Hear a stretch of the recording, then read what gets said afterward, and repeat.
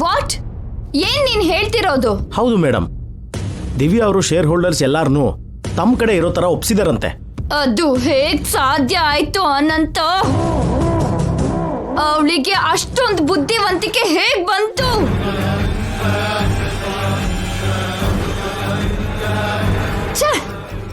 ಅವಳ ಕೈಯಲ್ಲಿ ಏನೂ ಆಗಲ್ಲ ಅನ್ಕೊಂಡೆ. ಆ ದಿವ್ಯಾ ಇಷ್ಟು ಫಾಸ್ಟ್ ಆಗಿ ಮೂವ್ ಆಗ್ತಾಳೆ ಅಂತ ನಾನು ಅನ್ಕೊಂಡೇ ಇರ್ಲಿಲ್ಲ. ಆವತ್ತು ಅವಳು ನನ್ನ ಅಟ್ಯಾಕ್ ಇಂದ ಅವಳು ತಪ್ಪಿಸ್ಕೊಂಡಾಗ್ಲೇ ಅವಳು ಎಷ್ಟು ಫಾಸ್ಟ್ ಅಂತ ಅರ್ಥ ಆಯ್ತು. ಆದ್ರೆ ಅವಳಿಗೆ ಬಿಸ್ನೆಸ್ ಹೊಸ್ತು ಅನ್ಕೊಂಡೆ.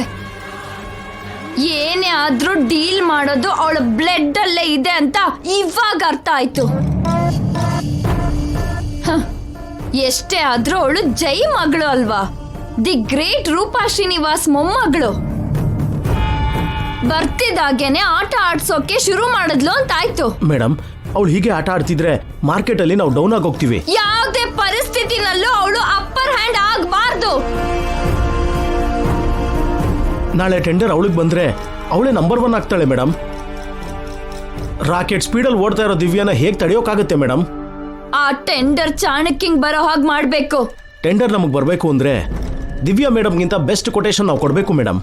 ಆದ್ರೆ ದಿವ್ಯಾ ಅವರು ಎಷ್ಟು ಕೋಟ್ ಮಾಡಿದ್ದಾರೆ ಅಂತ ನಮಗೆ ಗೊತ್ತಿಲ್ವಲ್ಲ. ತಿಳ್ಕೋಬೇಕು ಕೊಟೇಶನ್. ದಿವ್ಯಾ ಕೊಟೇಶನ್ ನನ್ ಕೈಗೆ ಬರ್ಬೇಕು. ಹಾಗೆ ಹೇಗೆ ಬರುತ್ತೆ ಮೇಡಮ್? ಹೇಗಾದ್ರೂ ಸರಿ, ಆ ದಿವ್ಯಾ ಟೆಂಡರ್ ಕೊಟೇಶನ್ ನಮ್ ಕೈಗೆ ಬರ್ಬೇಕು. ಏನ್ ಮಾಡಾದ್ರೂ ಸರಿ, ಕೊಟೇಶನ್ ತಿಳ್ಕೋಬೇಕು, ಆ ದಿವ್ಯಾನ ಕೆಳಗ್ ಬೀಳ್ಸ್ಬೇಕು.